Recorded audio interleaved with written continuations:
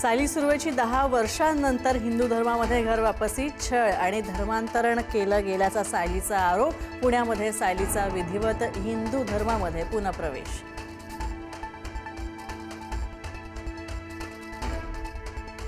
अजित पवारांच्या विमान अपघाताप्रकरणी VSR विमान कंपनीच्या मालकाची चौकशी. अपघातामध्ये पायलट सुमित कपूरचीच चूक, VK सिंग यांनी केला दावा.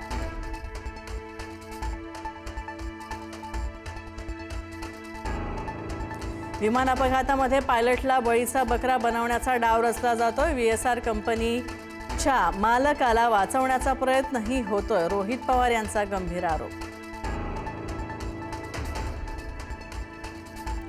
अजितदादांच्या अपघाताची निष्पक्ष चौकशी व्हावी यासाठी रोहित पवार आक्रमक. रोहित पवारांच्या दिल्लीच्या भेटीगाठी वाढल्या. सपाचे अखिलेश यादव यांचीही घेतली भेट.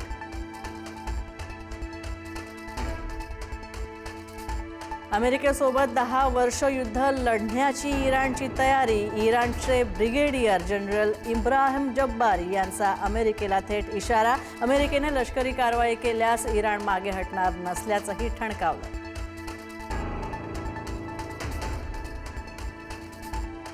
पश्चिम आशियातील युद्धाचा भारतासह जागतिक अर्थव्यवस्थेला फटका. कच्च्या तेलाचे दर $100च्याही पार. डॉलरच्या तुलनेत रुपया घसरला.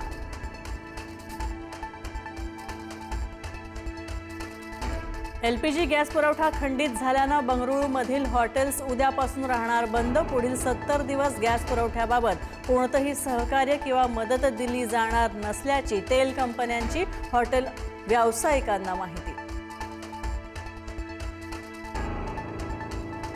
भारतानं पर्यायी देशांकडून तेल खरेदी वाढवली. पश्चिम आशियातील तणावाच्या पार्श्वभूमीवर भारताचा मोठा निर्णय. अमेरिका, रशिया आणि पश्चिम आफ्रिकेकडून कच्च्या तेलाची भारताकडून खरेदी.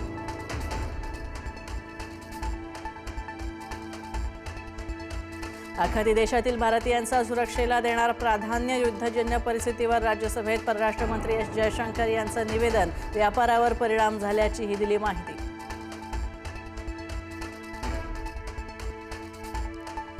प्रत्यक्ष युद्धापेक्षा विमा कंपन्यांमुळेच हॉर्मुझची सामुद्रध्वनी बंद आहे. 7 प्रमुख कंपन्यांचा जहाज कंपन्यांना विमा सुरक्षा देण्यास नकार. विमा सुरक्षा नसल्यामुळे सामुद्रधुनीतून जहाजांची तेल वाहतूक बंद होतीये चर्चा.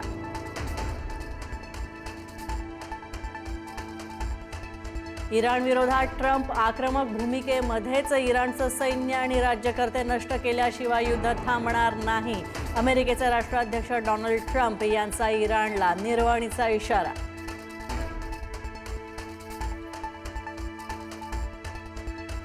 इराणकडून बहरीनमधील अमेरिकेच्या नौदल ताफ्यावर भीषण हल्ल्यामध्ये अमेरिकेचे 21 सैनिक झाले ठार तर अनेक जण जखमी. मनामा इथं अमेरिकेच्या नौदलाच्या मुख्यालयाला करण्यात आलं लक्ष्य.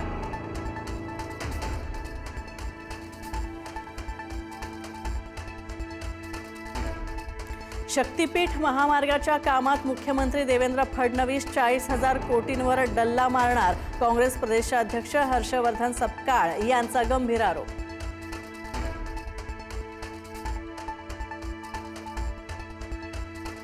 RTE प्रवेशाचा 1 किलोमीटरचा सरकारच्या निर्णयाला स्थगिती. नव्या नियमानुसार निकास हा स्थानापासून आता 1 किलोमीटर परिसरातील शाळाच निवडण्यात येत होती. मात्र आता मुंबई हायकोर्टानं दिली स्थगिती.